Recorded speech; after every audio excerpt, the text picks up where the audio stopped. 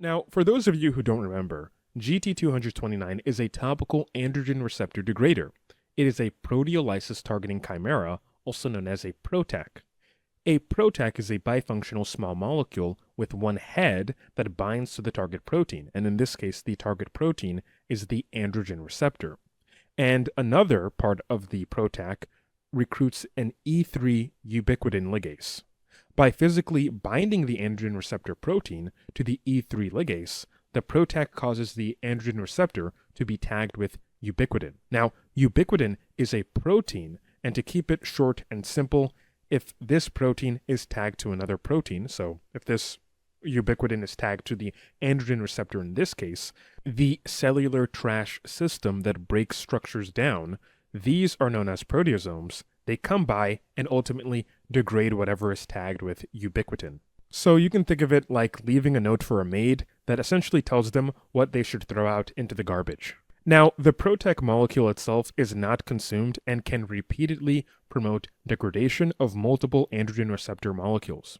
We know from preclinical models, GT229 suppresses androgen receptor signaling in the skin by degrading the receptor protein. Again, that receptor protein being the androgen receptor. It's not merely binding to the androgen receptor like you would see with RU58841, CB0301, which just came out with a new study, we'll check that later, or with even Kintor's other product, KX826 pyrolutamide.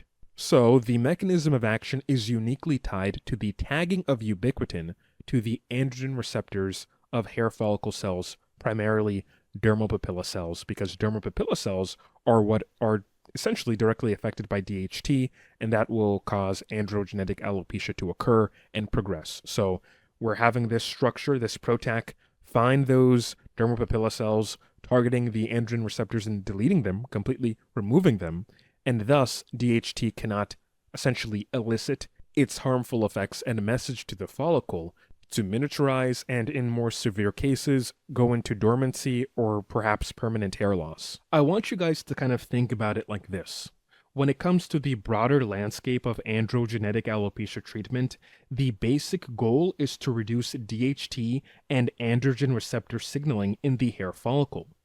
Traditionally, 5-alpha reductase inhibitors like finasteride and dutasteride work upstream by reducing DHT production, so they bind to the enzymes that create DHT from testosterone. That's the first route where we're actually reducing the production of DHT, and thus decreasing the interaction of DHT and the androgen receptor. There's another route of topical anti-androgens like RU58841, clascoterone, also known as CB0301 or Breezula, and even Kintor's pyrolutamide KX826, and they act on the receptor level as antagonists, where they block DHT androgen receptor binding.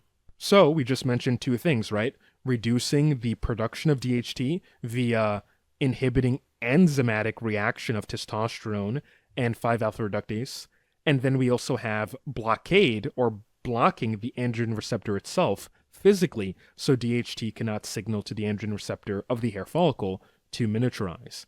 And GT229 is taking a third route of just completely destroying the androgen receptor itself via proteasomal degradation. But just like your enzymes, your 5-alpha reductase enzymes, if you don't take finasteride and dutasteride daily or somewhat frequently, your body is still going to create those enzymes. It's just a protein, right? So the genes that create those proteins are still going to be transcribing, and they're still going to be making, whether it's enzymes or androgen receptors, they are going to be replicating. So that just means that GT229 needs to be used chronically to some sort of extent, right? Whether it's the 0.5% daily dose or the 1% twice weekly dose, there has to be a somewhat chronic use. And with its minimal systemic exposure so far and somewhat good local tolerability, this looks pretty encouraging, and I have to put my stamp of approval on this. So hopefully, with more studies, it looks to be even more efficacious.